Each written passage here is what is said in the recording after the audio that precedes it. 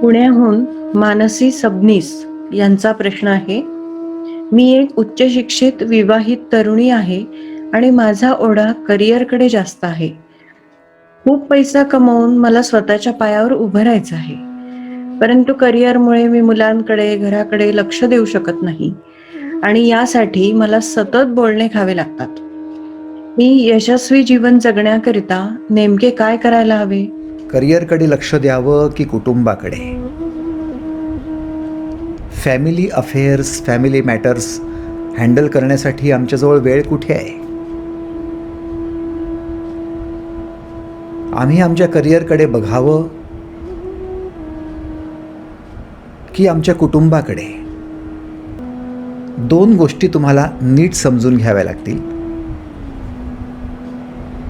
पहिली महत्त्वपूर्ण आहे संयोगाची अवस्था आणि दुसरी महत्त्वाची आहे योगाची अवस्था. संयोग काय? संयोग कुठल्याही दोन गोष्टींचं एकत्र होणं. जेव्हा तुम्ही कुठल्या तरी एकाच गोष्टीकडे आकर्षित होता त्यावेळी त्या गोष्टीशी संयोग पावत असता. रसायनशास्त्रामध्ये सुद्धा दोन वेगवेगळे केमिकल्स एकत्र झाले म्हणजे त्याचा संयोग होतो, हे तुम्ही जाणता. तुम्ही सुद्धा जेव्हा तुमच्या करिअरशी संयोग पावता त्यावेळी फक्त करिअरशीच एकरूप होता आणि ज्यावेळी तुम्ही संयोग पावता म्हणजे एखाद्या विशिष्ट गोष्टीशीच एकरूप होतात त्यावेळी बाकीच्या गोष्टींना निग्लेक्ट करायला लागता. बाकीच्या गोष्टींकडे दुर्लक्ष करू लागता. म्हणून जी लोक कोणा एका व्यक्तीच्या प्रेमात पडतात आणि त्याच्याशी संयोग पावतात तेव्हा इतर जबाबदाऱ्यांपासून, कर्तव्यांपासून विमुख व्हायला लागतात.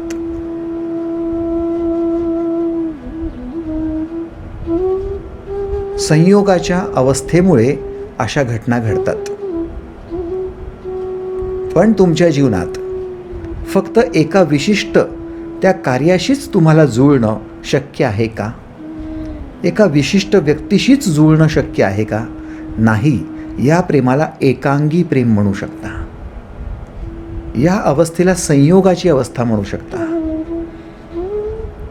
तुमच्या जीवनात फक्त एकच जबाबदारी असते, एकच कर्तव्य असतं असं नाही. काही वैयक्तिक जबाबदाऱ्या आहेत तर काही कौटुंबिक, काही सामाजिक जबाबदाऱ्या आहेत तर काही आध्यात्मिक. तुम्हाला सगळ्या जबाबदाऱ्यांचं वहन करायचं आहे. फक्त विचार करा.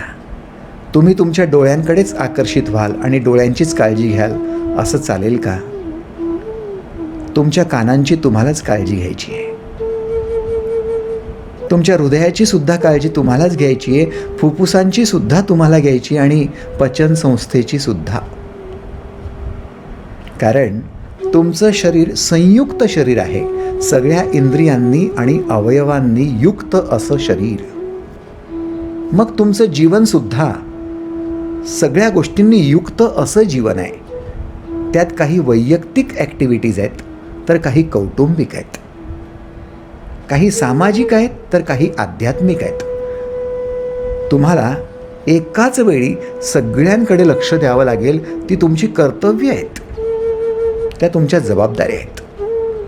म्हणून तुम्हाला संयोगाच्या अवस्थेऐवजी योगाची अवस्था स्वीकारावी लागेल. योग काय आहे? योग एकाच वेळी अनेक गोष्टींशी जुळणं आहे.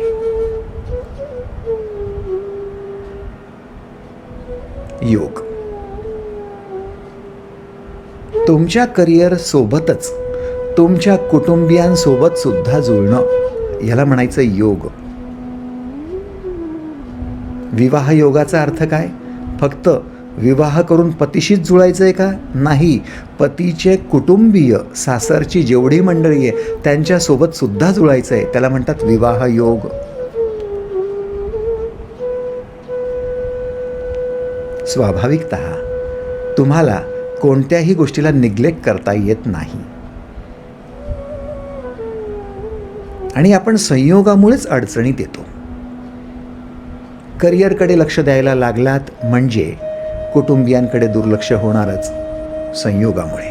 पण योग जर साधून आणायचा म्हटला तर मग तुमच्या करिअरला आणि कुटुंबाला दोघांना तुम्ही सारखं महत्त्व देता, बॅलन्स करता, त्याला संतुलित करता आणि तुमचा योग साधला जातो. एखाद्या व्यक्तीकडे सुद्धा जेव्हा तुम्ही आकर्षित होता त्यावेळी फक्त त्याच्या शरीराकडे आकर्षित होता. तो संयोग असतो शरीराशी, शरीराच्या सौंदर्याशी. पण त्याच्या विचारांचं काय? तो व्यक्ती फक्त शरीरानेच त्याचं अस्तित्व पूर्ण करू शकतो का? नाही. त्याला त्याचे विचारसुद्धा आहेत.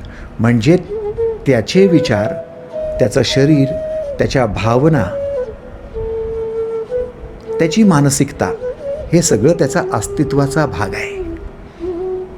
आणि तुम्हाला योग साधायचा असेल तर तुम्हाला त्या व्यक्तीच्या शरीराला जेवढं प्रेम करायचं आहे तेवढंच विचारांना सुद्धा प्रेम करायचं आहे. पण संयोग पावणारी लोक मात्र शरीराच्या सौंदर्यावर प्रेम करतात आणि त्या व्यक्तीच्या विचारांवर प्रेम करत नाही. त्या विचारांना निग्लेक्ट करतात आणि जिथे जिथे त्याचे विचार दुर्लक्षित होतात तिथे तिथे तो व्यक्ती दुरावतो, तुमच्याशी संलग्न होत नाही आणि तुमच्यावर प्रेम करत नाही. तुम्ही त्या व्यक्तीवर प्रेम करता म्हणजे काय? तुम्हाला त्या व्यक्तीच्या शरीरावर सुद्धा प्रेम करावं लागतं, त्याच्या विचारांवर प्रेम करावं लागतं, त्याच्या भावनांवर प्रेम करावं लागतं, त्याच्या संपूर्ण अस्तित्वावर प्रेम करावं लागतं. तेव्हाच तो व्यक्ती पूर्ण अस्तित्वाने तुम्हाला प्रेम करू शकतो. थोडक्यात तुम्हाला योग साधावा लागतो, तेव्हाच तुमच्या कर्तव्याची, जबाबदारीची तुम्हाला जाणीव होते. तुम्ही त्याच्या अस्तित्वाला स्वीकार करता आणि जेव्हा अस्तित्वाला स्वीकार करता तेव्हाच फक्त तुम्हाला त्याच्याकडनं सुद्धा दुजोरा मिळतो. अन्यथा एखाद्या व्यक्तीच्या विचारांना फक्त तुम्ही स्वीकार करा आणि शरीराच्या सौंदर्याला नाही, किंवा सौंदर्याला स्वीकार करा आणि विचारांना नाही, किंवा भावनांना नाही, तो व्यक्ती कधीच तुमच्या प्रेमात पडणार नाही. तुम्हाला त्याच्या अस्तित्वाला स्वीकार करावा लागतं आणि सगळ्या अस्तित्वाला स्वीकार करणं याला म्हणतात योग. तुम्ही योगी बना, योगिनी बना आणि संपूर्ण अस्तित्वाला स्वीकार करा.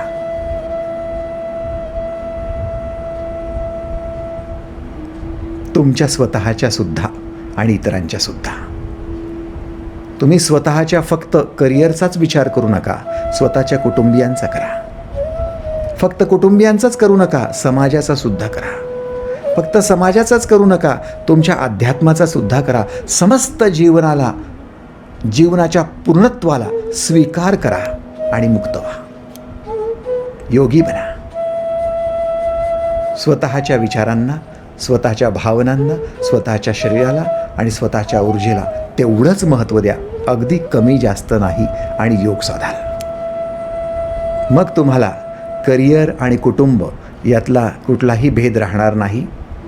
कुठल्याही प्रकारे तुमचं करिअर करत असताना कुटुंबाची अडचण भेडसावणार नाही, सतावणार नाही, आणि कौटुंबिक जबाबदाऱ्या पार पाडताना करिअर अडचण निर्माण करणार नाही. तुम्ही मुक्त राहाल नेहमीसाठी, सगळ्यांसाठी, जीवनासाठी. थँक्यू.